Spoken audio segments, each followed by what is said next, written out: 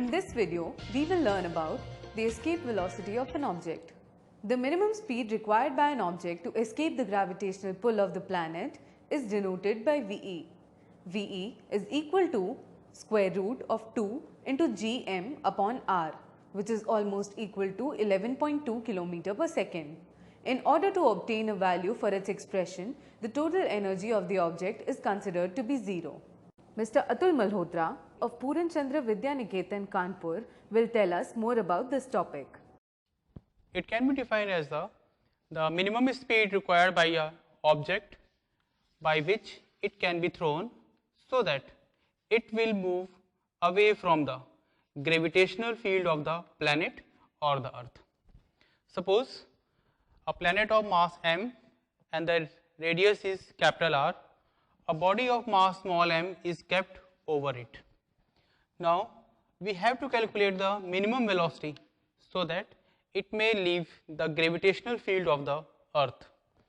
It means at this point the potential energy, the sum of potential energy and the kinetic energy is to be equal to 0. This is minus capital G capital M upon R plus half mv square is equal to 0. We can write as VE. So half m VE square is equal to capital G capital M R upon R. Subtract these two terms, we will get VE is equal to twice gm upon R. If we look at this formula, then we find that this formula is independent of mass of the body. Now place the value of gm, that is gm is equal to gr square and VE is equal to under root gr square upon R.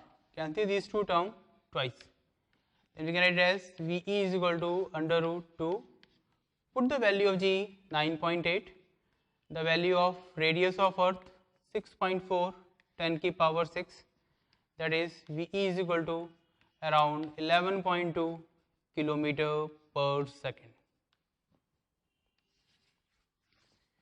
We can also relate it as VE is equal to root 2 times VO, where VO is the orbital speed of a satellite. For more such videos, log on to CBSE section of jagranjosh.com.